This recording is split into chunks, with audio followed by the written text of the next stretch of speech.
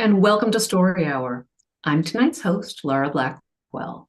My co-host, the wonderful, the marvelous Daniel Marcus, started Story Hour about 6 years ago to just help us all stay connected in these times. Such times as we had then, such times as we have now, such times for stories. And so here we are, coming back every Wednesday with two fantastic writers reading their fantastical stories. Tonight's may even be a little spooky. Tonight, we have two returning favorites, Thomas Ha and Karlo Yeager Rodríguez. So feel free to chime in on the text chat. If you're watching later, time shifted on YouTube, maybe drop them a comment. Let them know how great their stories are. It's a good thing to do. So let's go ahead and start with Thomas. We like the alphabet. Thomas Ha is a writer of speculative short fiction whose work has been nominated for the Nebula, Ignite, Hugo, Locus, and Shirley Jackson Awards, among others. You can find his work in Clark's World, Lightspeed. There is no Clarkspeed, but if one does come up, I'd be happy to be a solicited writer. Beneath Ceaseless Skies, Weird Horror Magazine, and other publications. His work has also appeared in the Best American Science Fiction Fantasy and the year's Best Dark Fantasy and Horror. Thomas grew up in Honolulu, and after a decade plus of living in the Northeast, that must have been a switch, now resides in Los Angeles with his family. Thomas, welcome back. Hello, everybody. Thank you for having me back. I feel like I was just here for the MUB not that long ago, several months ago. But I'm happy to be here reading another story. This is another weird horror piece from a few years back. This was in Three Low Burning Eye back in 2022. It's a piece called Our Quiet Guests. I'm just going to dive right into it. I probably should have thought of content warnings and other stuff beforehand. It's very bloody. That's all I'll say. There's lots of content warnings and it's very bloody. So if that's not your thing, totally understand. But here we go. This is Our Quiet Guests. The day I was finally visited by those three, their tall, rigid silhouettes blotting the afternoon sun from their looming positions on the porch, I remembered my manners after a momentary catch in my throat and welcomed them into the foyer, where they filed past me with little to no acknowledgement, perhaps studying the intricate flock wallpaper, which my wife and I had specially ordered from overseas, or otherwise appreciating the uninterrupted flow of the entryway into the living room. I couldn't say. With some care, and making sure not to touch them unnecessarily, I gestured to the kitchen, where, I explained, we usually entertain. I hoped from that corner of the house there would be less chance of the trio detecting the presence of my son, whom I had locked away upstairs only moments ago. I pictured him, crouched safely behind the double-doored closet with strong walls constructed of red oak and barred with the most durable tungsten locking mechanism we could afford. My visitors clearly took great care to put on ordinary appearances, so I did my best not to linger on the skin holes or missing swaths of hair atop their skulls. I carefully chose my moments to smile warmly and seated them at our kitchen table, glancing briefly at their wondrously inky eyes, which swallowed the surrounding light just as my grandfather had always described. Wells of blackness surrounded by distended facial muscles that rested unevenly on cheekbones but might at any moment cascade from their faces. Each of them chose business attire for this occasion, ill-fitting but expensive suit clothes, crooked in the shoulders or uneven in the sleeves, all tailored for other bodies. Every feature and characteristic summoned a familiar voice from the depths of my memory, something low and slow, like gravel crushed underfoot. Never cross our quiet guests. I remembered my grandfather saying, in sour breaths that clouded around him near the fireplace, often the same advice night after night when he could still speak without slurring. And yes, absolutely, cross them I would not, because I very well understood the rules and what was required. I knew, for example, to begin preparing coffee as my token hospitality without the slightest delay or sign of hesitation, maintaining a steady stream of conversation over my shoulder, although I wasn't sure it qualified as conversation with every question of mine left to hang in the air unanswered. The toasted fragrance of freshly ground Guatemalan coffee scooped into the filter atop the glass carafe, the rush and patter of water into the kettle that I set upon the range, the whoosh of the flame licking from beneath, all allowed me adequate sense of normalcy, to pretend these were just passers-by. Nevertheless, a nervous titter escaped me when my hands hovered over the Japanese ceramic cream pitcher and sugar bowl, and I realized how empty we had allowed them to become, what with so few stores carrying the variety to which we'd grown so accustomed. My wife, after weeks of reminders, had gone this morning to shops beyond our suburb to restock the dwindling basement supplies, leaving me here with some embarrassment in the presence of very significant company to deal with the results of her irresponsibility, and I suppose some of my own. A part of me knew that the sugar, cream, and my petty annoyance were smaller symptoms of something more daunting going on, a disastrous state of the world and its escalating problems, things I always found too difficult or perhaps too unpleasant to grasp. My grandfather had warned how our quiet guests appeared in his country too, just as it was on the precipice of a monumental, violent failure, not so much harbingers of the fall or the Civil War or the famine that followed, as drawn there because of it, he believed. Like worms breaking from the soil after a storm, the old man would whisper from his chair by the fire.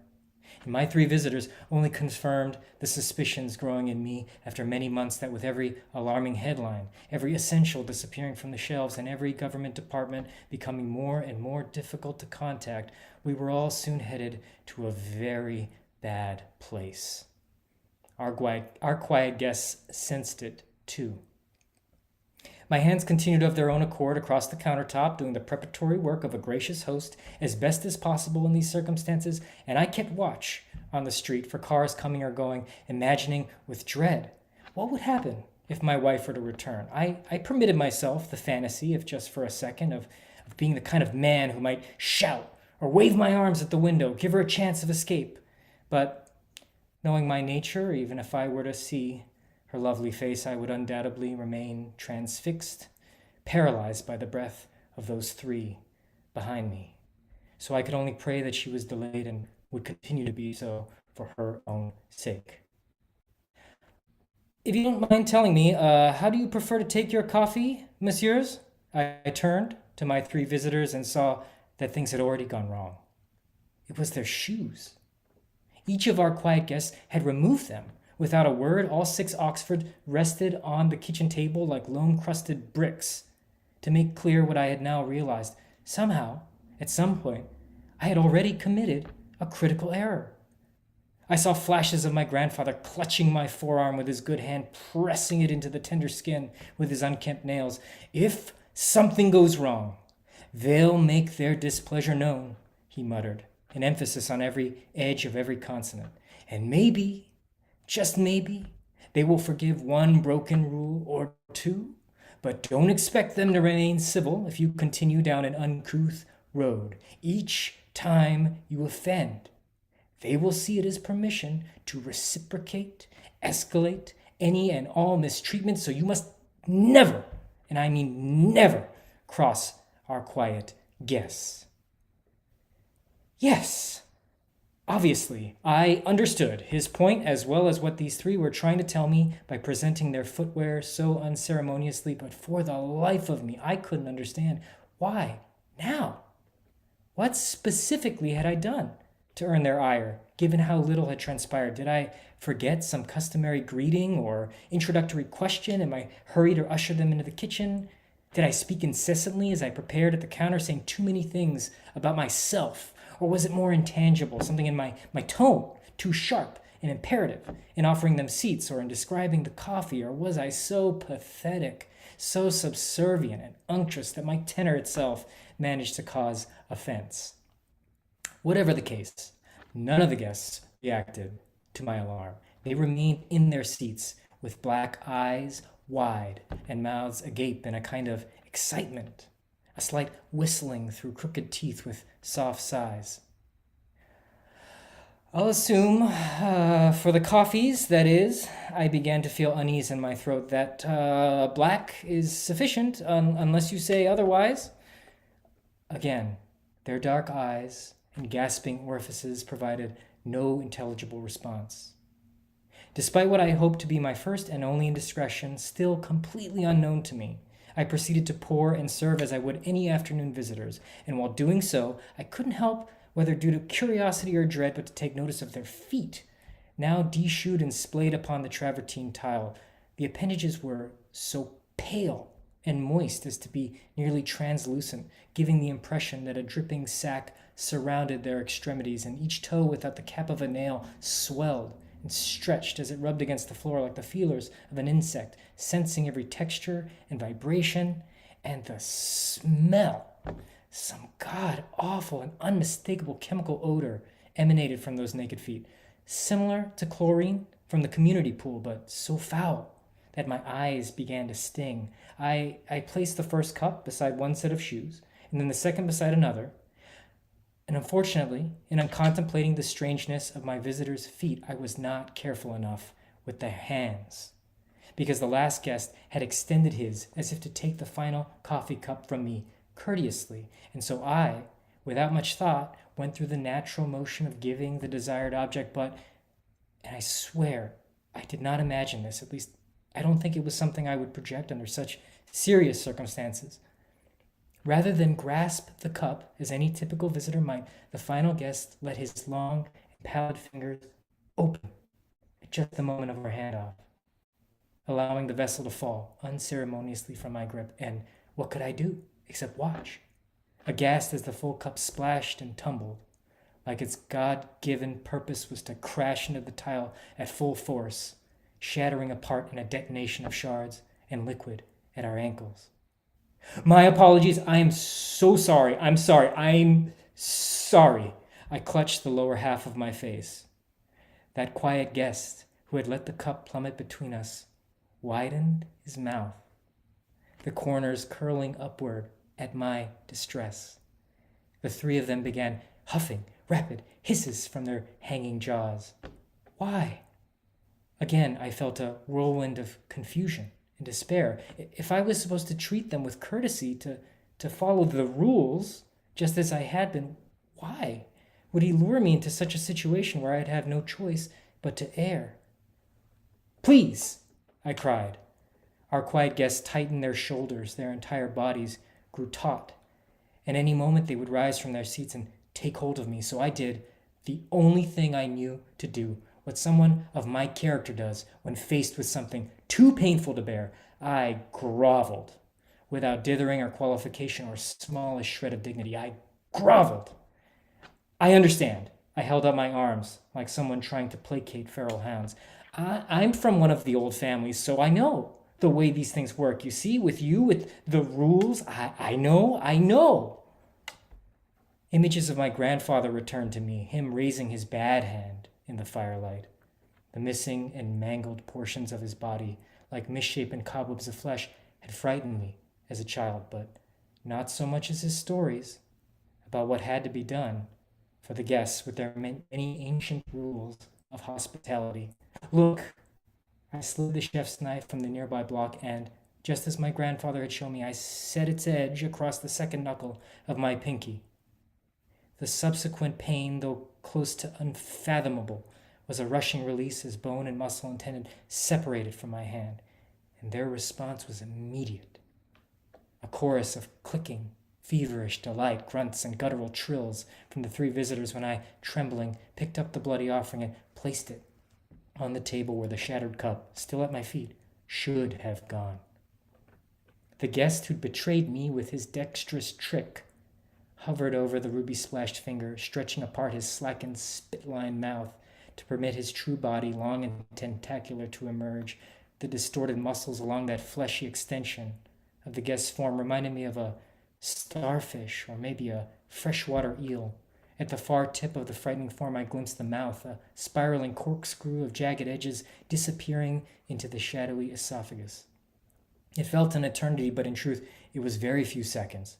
From the creature's emergence to snapping up my severed pinky with a forceful chitter to retraction entirely back into the spit hole where it hid.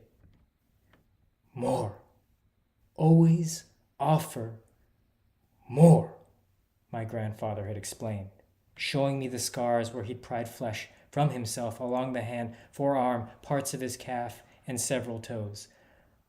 Until they come, you must always plan to give more. But why?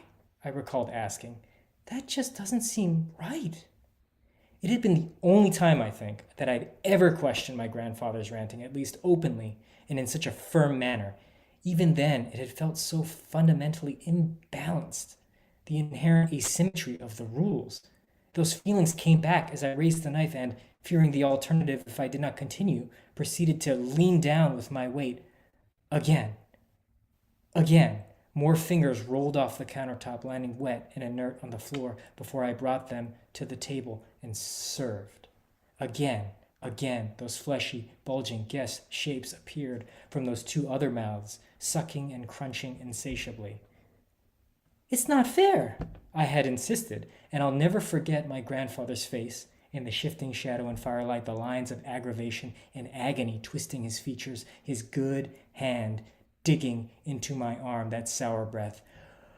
Only a stupid child would expect such a thing. Fair? It doesn't matter what seems fair. You never cross our quiet guests. Do you understand me, stupid child? You never cross them. Never. The torrent of my blood, even staunched with the darkening dishcloth, began to make me dizzy, and I slid down the cabinet to the tile in a mess of ceramic shards, while the guests enjoyed themselves noisily. None of it fair. None of it, of course. Yes, grandfather, I understood. But I did my part. Despite my stupidity and hope, I thought he would agree. I did what was warranted to satisfy their needs, and we had reached a point of equilibrium that would bring mercy and departing my home in peace, as they did in all the family stories I'd been told. Then came the noise, the thump, and with it a feeling of strange finality, like a gate shutting off a path. Our quiet guests looked, pulled ink eyes drawn to the ceiling, and their gelatinous toes rubbed vigorously against the floor, following the sound to where I already feared it would take them, up the stairs, down the hall, into the far bedroom, and behind thick red oak doors bound with tungsten locks. No, I think I said aloud, soft and insubstantial, my bloody fist wrapped in a dishcloth, raised to plead. No, I have more here to give. But they didn't care for anything I had to say. I watched two of them depart the table and make their way to the stairs, while the third guest, the fellow with the trouble-holding cups, leaned over me with visible anticipation as his true self surfaced again from the false mouth and began to chew what was left of my injured hand, crunching to the bone while I sobbed in his shadow. It occurred to me, the rules did not apply anymore here in my home. No, if they even applied at all. The ominous sound of soggy feet pressing onto each stair tread seemed impossibly loud to me. Another, then another, then another in turn, as I lay shivering in sweat, my body entering shock and my wrist disappearing into the writhing guest. I saw my grandfather's face, not the angry deformed shape by the fireplace, but cold and still, sallow and caked with powder, set in a dark, silent box. These rules, these ideas about how we ought to be, maybe they helped the old man live a little longer when guests visited him, but not without cost, and still with the same inescapable end descending upon me. The sound of wet footsteps echoed through our home, and things grew darker when I felt the guest burrowing its spiral teeth into my eye, my face hot and wet. But I listened for the noises upstairs, the creaking of a bedroom door, preceded by cries, shouts for help, screams for father. All I could think, with each second in roiling waves of pain, was the meaninglessness of all that had come to pass. The rules had served no purpose that I could understand, other than to hinder the will of these beings and their hunger, which I finally understood could never be sated. I was sure that no matter what I did now, no matter how I begged or pleaded or paid with politeness, I was already a dead man, what with the rending of my body, just a transitioning corpse set for the same kind of box as my grandfather before me. My thoughts drifted back to my wife, her lovely face somewhere out there, bargaining for supplies as the world came undone, things crumbling everywhere we turned, the terrible conditions that drew our quiet guests to us in the first place. Oddly separated from what I was enduring, I was forced to consider the greater ruin coming that would encroach no matter how many trinkets and fineries and comforts we surrounded ourselves with in this little home. And as I considered the truth of where it was all undoubtedly going, something peculiar occurred while I lay there, with my face being chewed away. In my fading belief that I and my family and the world would continue, it felt our quiet guests had given me a gift, one last thing to appreciate before the end that I saw so clearly.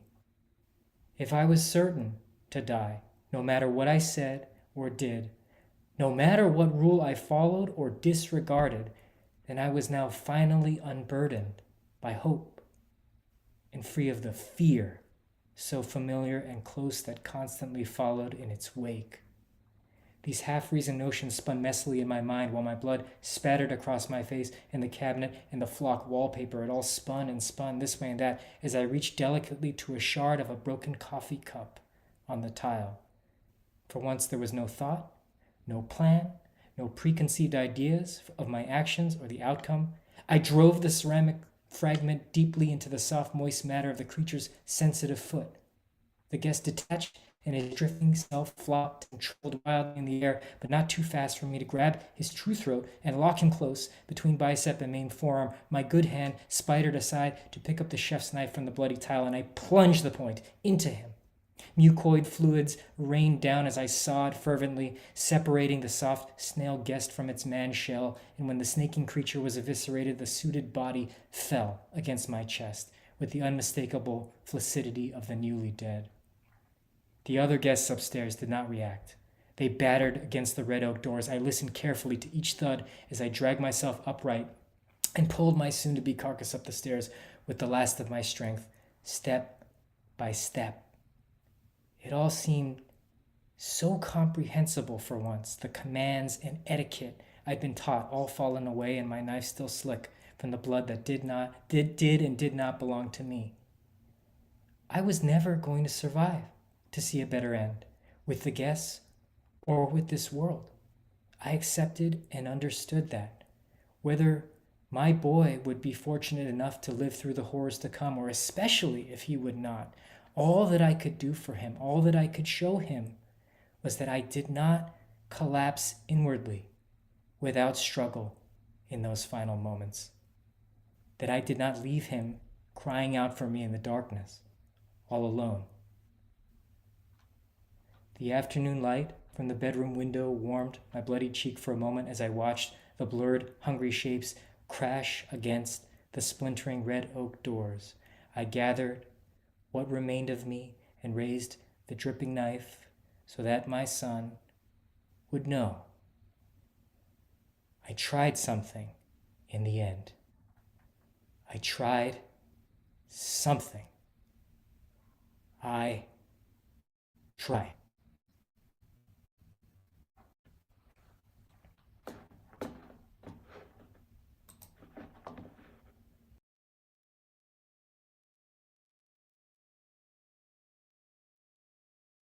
That's why we don't obey in advance.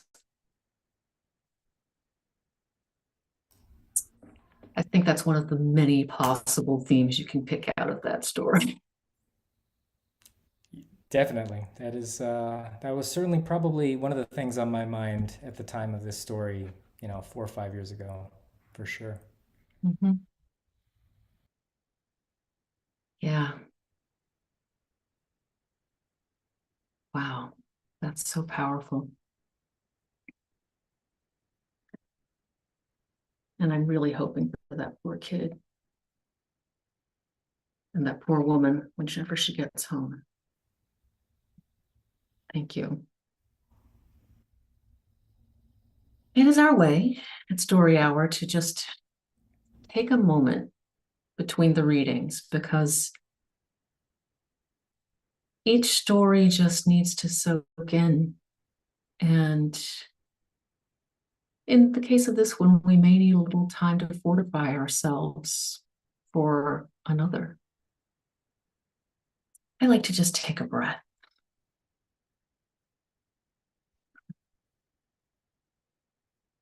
Everybody, that was Thomas Hobbes.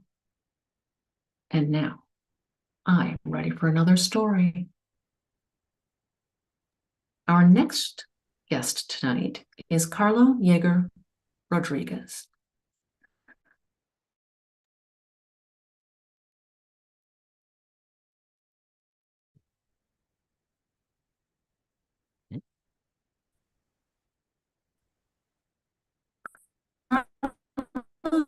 Yeager Rodríguez is originally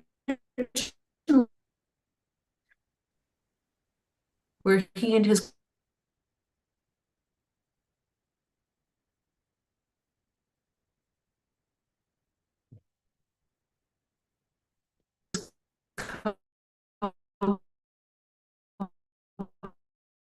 hosts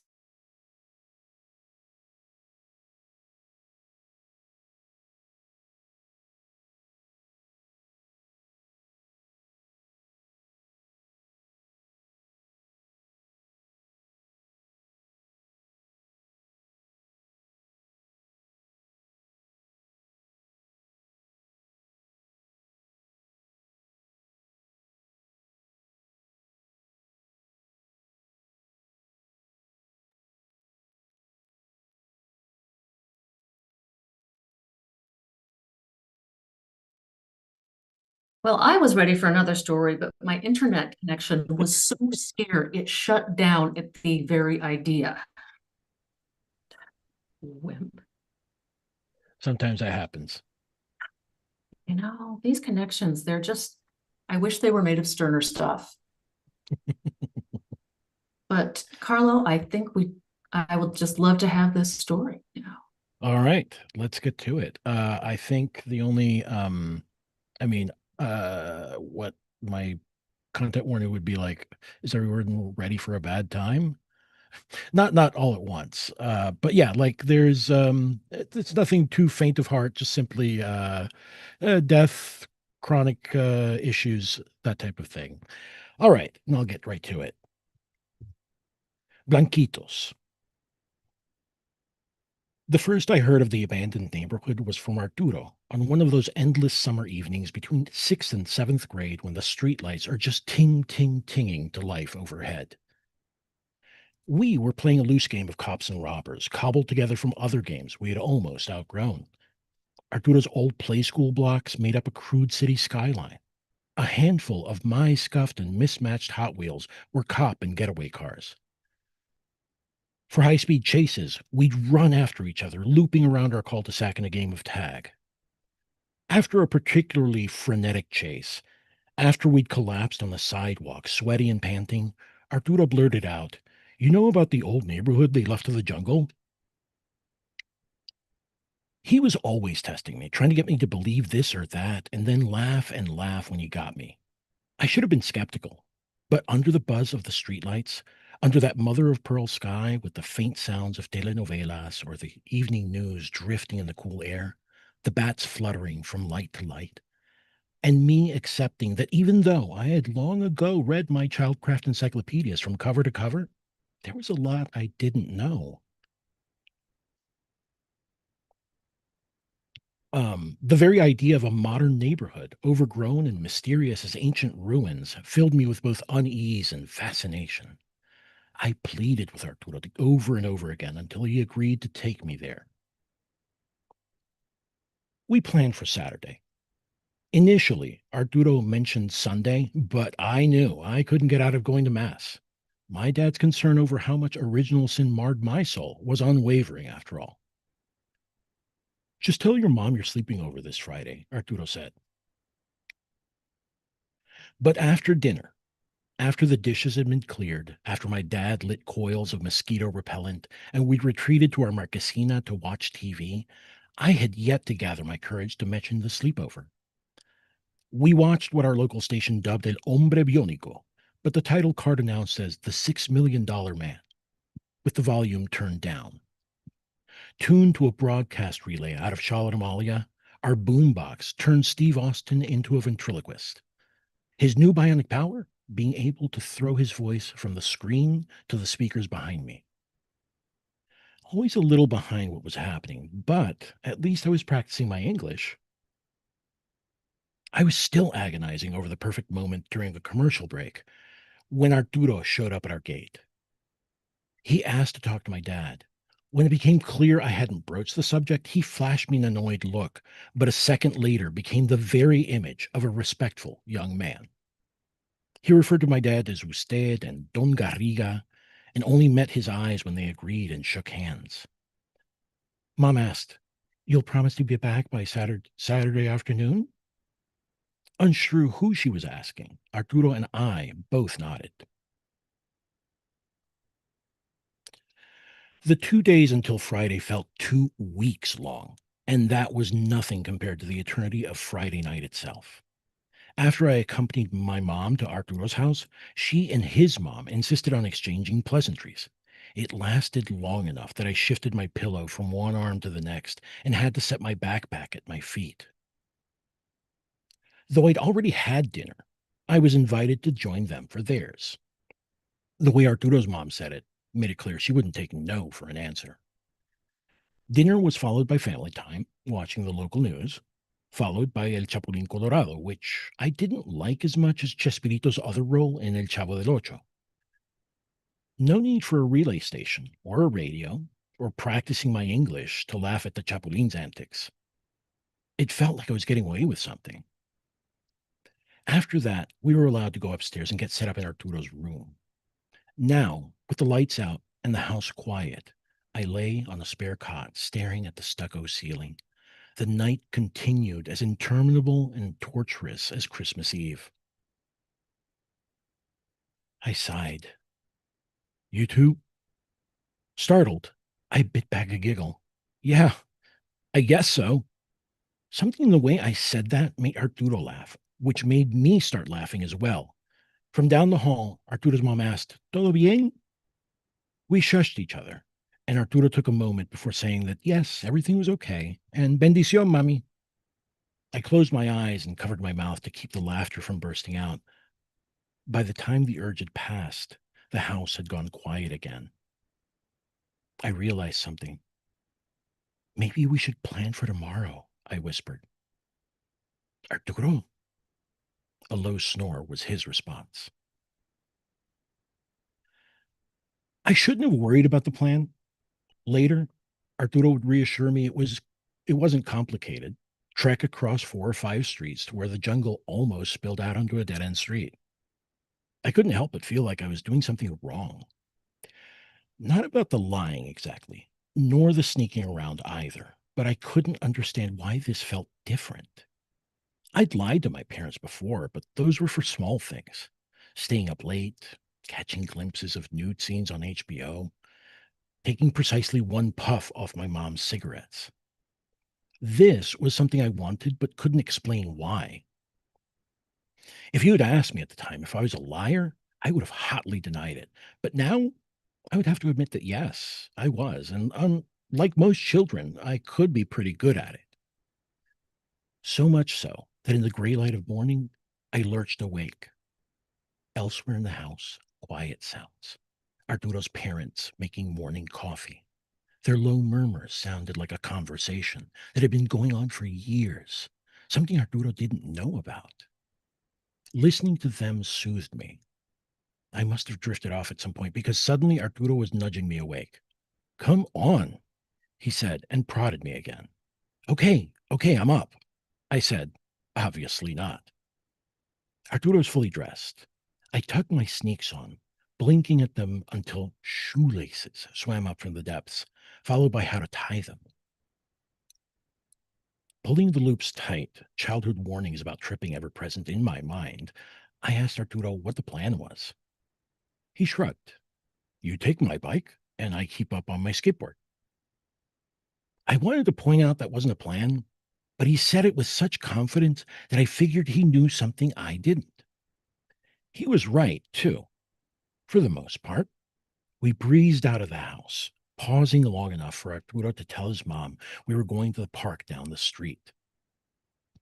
At the time, it was so strange to me that she wasn't suspicious. My mom would have had so many more questions. But all Arturo's mom said was, just be careful, okay? I nodded along with Arturo. None of this is to say that Arturo or his parents did anything wrong. It showed me that because they loved their son, they trusted him. No interrogations, no trying to catch him in a lie. Not quite the same environment I was used to, but after everything, maybe I lucked out where he didn't. The faintest of graveled roads led into the jungle. Its straight lines had been broken up by secondary growth over the years, as if the greenery had gnawed away layers of bitumen and asphalt until it exposed bone. Standing under its green shadows with the drone of insects and birds calling all around us felt like the jungle had merely paused to digest before continuing its slow meal. We followed what must have been an old access road, pausing often to make sure we hadn't wandered off it. By then, we were old enough to have heard the stories in the newspaper about people vanishing into the jungle. Not just tourists, but UPR professors and field researchers, experts. But with a confidence born of our many years, we shrugged off all those disappearances because they happened far away. And it was El Yunque after all. Everyone knew that was an eerie place, maybe even a haunted place since Taino times, maybe before. It wasn't arrogance exactly that kept us pushing into the jungle, convinced nothing bad could happen. Instead, it was an adolescent's rubber-boned assumption that while we didn't think we were immortal, death, injury, infirmity were far away, that they could only happen when you're old. I rolled the bike along, half carrying it through denser patches of underbrush. Mosquitoes whined in my ear. Arturo switched his skateboard from one hand to the other to swat at his neck. We exchanged glances, ready to take a breather, but the crunch of gravel gave way to a paved road. Cracked and slippery with moss, it was, however, smooth enough to swing up into the seat, Arturo kicking easy to keep pace on his board. After a while, the road gained an incline, and Arturo was forced to call for the brake we'd put off. I caught my breath while Arturo unlooped a length of bungee cord from under the bike seat. He knotted it into a makeshift tether so I could tow him up the hill. At first, the added weight wasn't an issue, but the longer I pedaled, the more I realized I'd overestimated my strength. Breath sawing out of me, I quietly celebrated every straightaway, every dip in the road a brief respite from the slow burn in my legs. Working to gain momentum on the downslope, I was brought up short on the next rise, legs straining against the pedals to no avail. Frozen in place, trembling with effort, my sweat pattered across the handlebars and onto the seamed blacktop. I tottered, then fell sideways. I sat up, wincing at the pain in my knee. It was a deep scrape with bits of gravel and dirt stuck in the wound I wanted to pick out before it got infected. I was steeling myself when Arturo interrupted me. Why'd you do that? He trudged towards me, skateboard in hand. An irreparable scratch marred the looping dragon on its underside. You stupid? No, I said, gesturing at my leg. A trickle of blood had stained the cuff of my sock. He glanced at my knee and without a word helped me up, as close to an apology as I'd get from him. I righted the bike, and after we'd twisted the handlebars back into place, limped along on foot. How much farther? Arturo shrugged. Pretty close, I think. You think? He shrugged again. How's the knee? He was ignoring the question. I knew it. Rather than press the issue, I made a show of putting weight on my injured leg to test it. I responded with a shrug of my own. Hurts. Not bad, though. We plodded along in silence. The jungle pressed in, looming over us. A curve in the road revealed the remains of a cyclone fence, crushed under the weight of an enormous monstera plant. Sheltered by its glossy leaves, a rust-pocked sign was caught in its coils.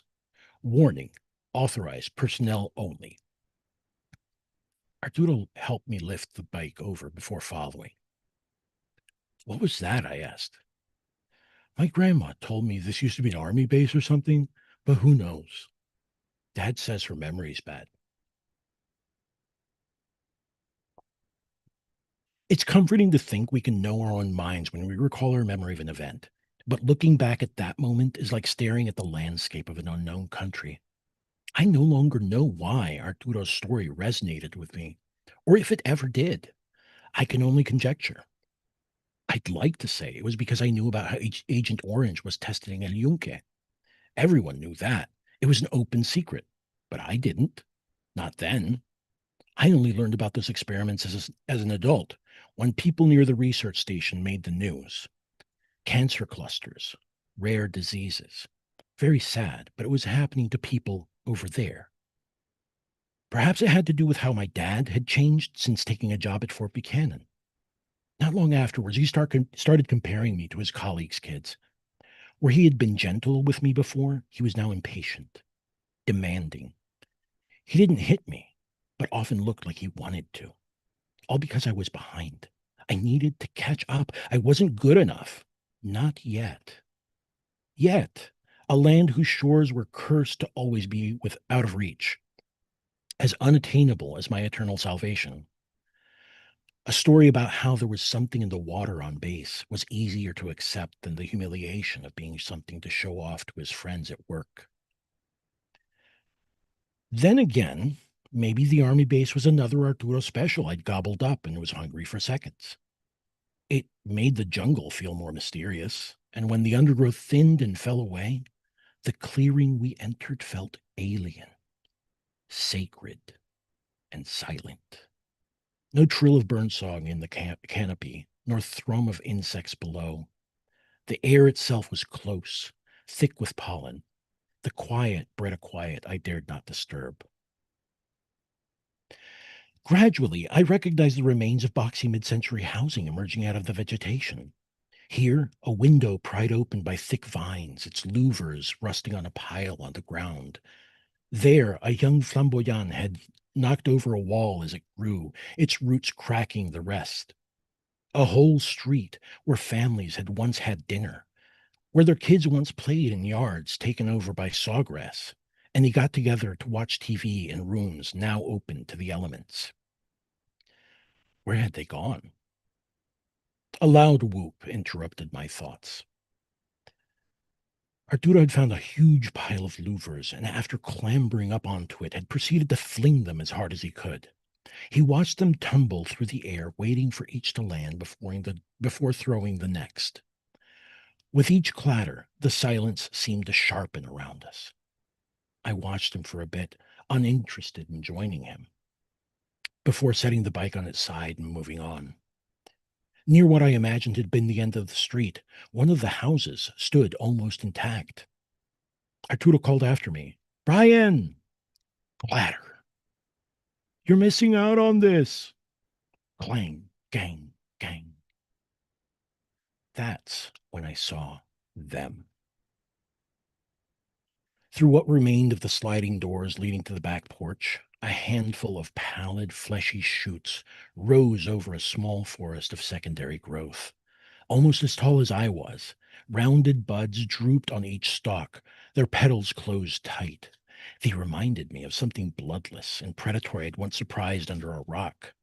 I'd let it get away, too repulsed by its undulating pallor to try and figure out what it was. Any more pale, and he'd glow in the dark, like my abuela used to tease my cousin and call him Blanquito.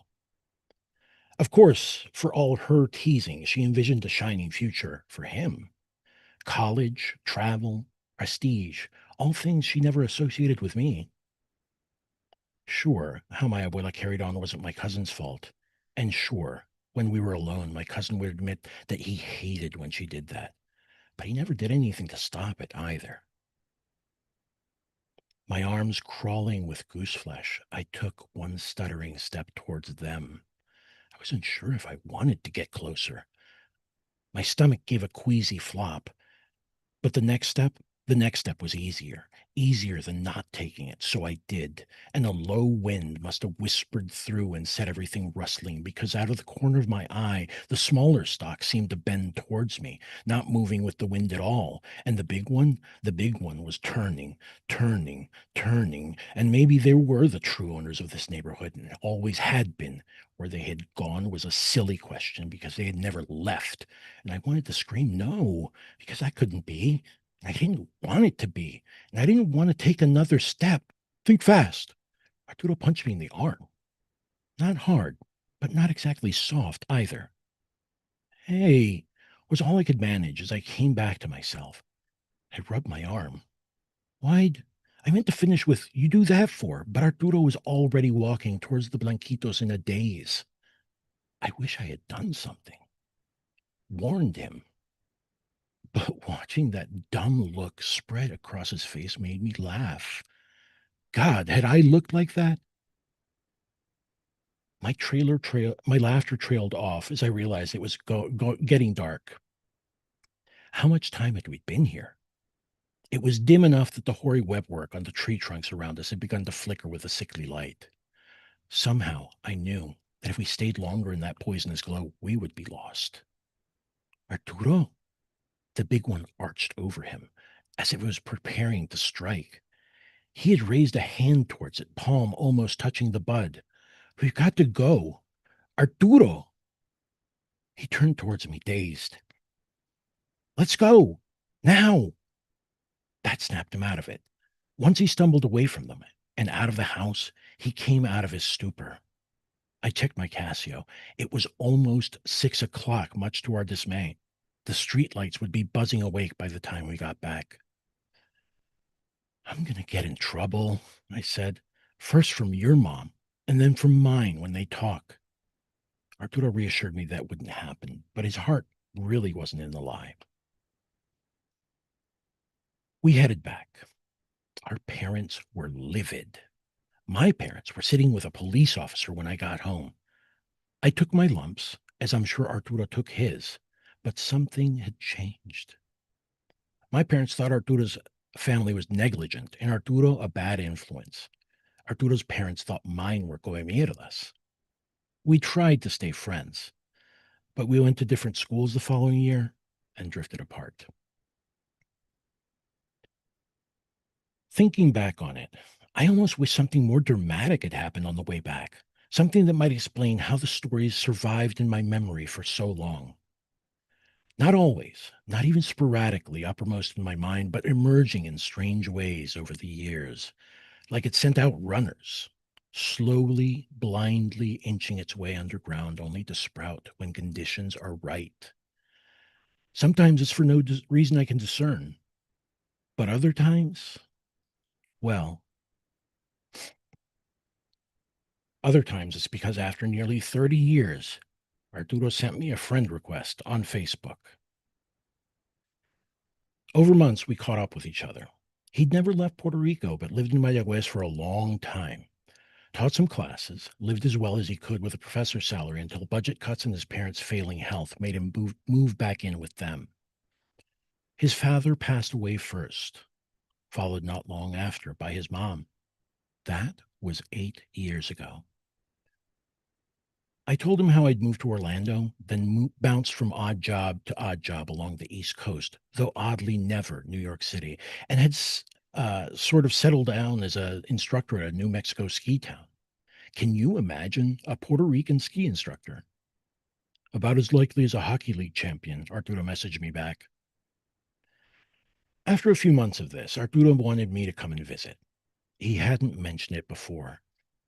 And the longer our messaging continued, the more awkward it became, but might as well now. He was sick. The doctors weren't entirely sure what it was, but they've already had talks about what his end of life plans are. It wasn't going to happen tomorrow, but by now it had diminished from years to months. Of course, I went to visit. His remaining family was very gracious and helped me find somewhere to stay.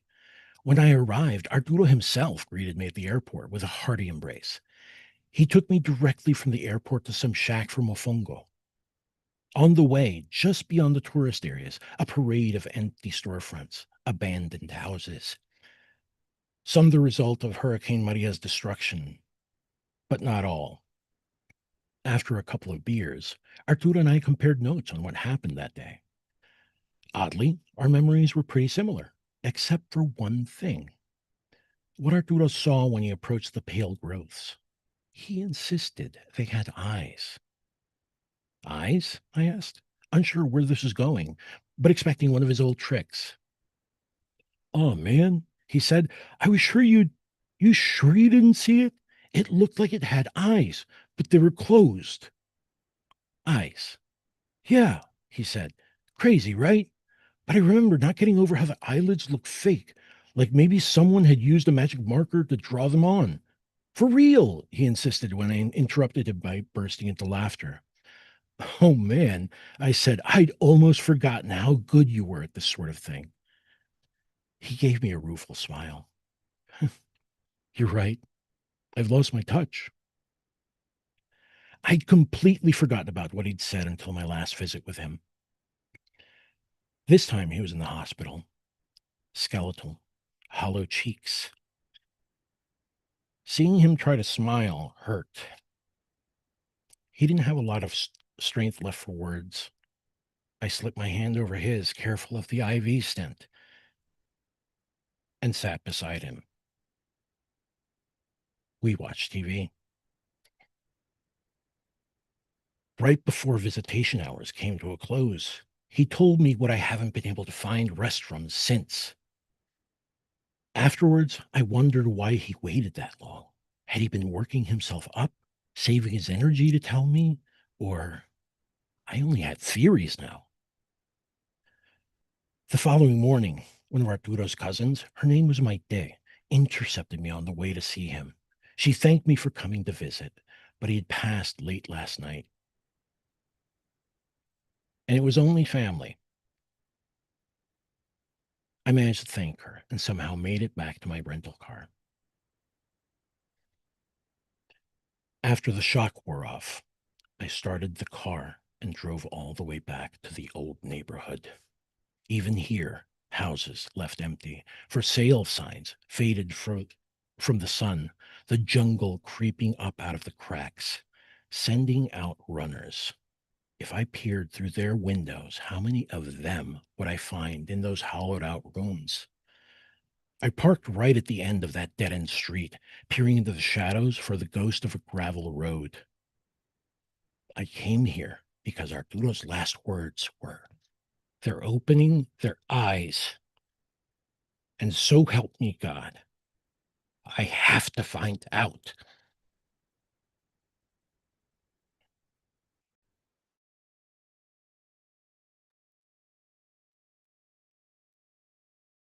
Ah, that was so creepy and so sad. So sad. Well, there you have it. I promised a bad time. Well, I mean, that's what we're all here for tonight, really.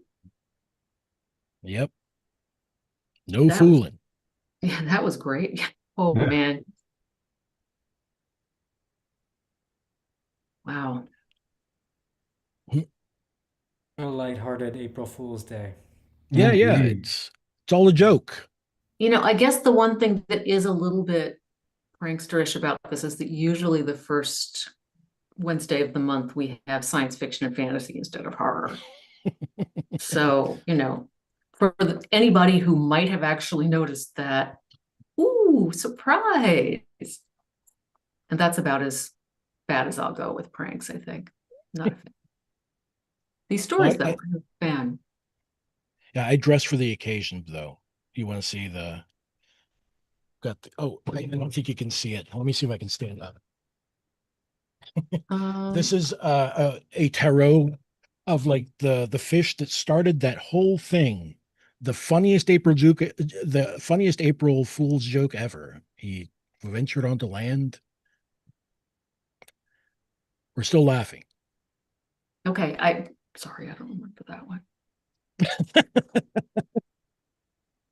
But get a picture of the shirt for us and post it Yeah, I'll post it. later. Yeah, because right now the camera is not being Yeah, the helpful. camera blurred Or it out. maybe it's my internet connection.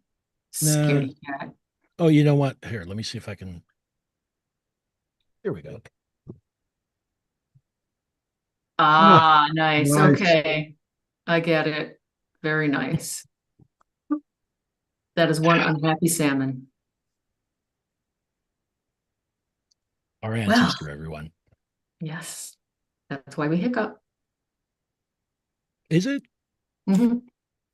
Our inner Thanks, fish. fish. Yep. Well, next week is going to be also awesome, but completely different. We are going to have J.R. Dawson and Effie Seiberg each reading her current Nebula Award nominated story. So be here for that one too. It's also a good idea always to check storyhour2020.com the day of, just in case there are any changes. But, it's what's really the most fun thing about storyhour2020.com is that you can look at the calendar and see who's going to be up next. And you can go to the recordings page and click through to the YouTubes and watch all the recordings for the story hours you missed or just have to revisit again and again because they put their feelers out to you, calling.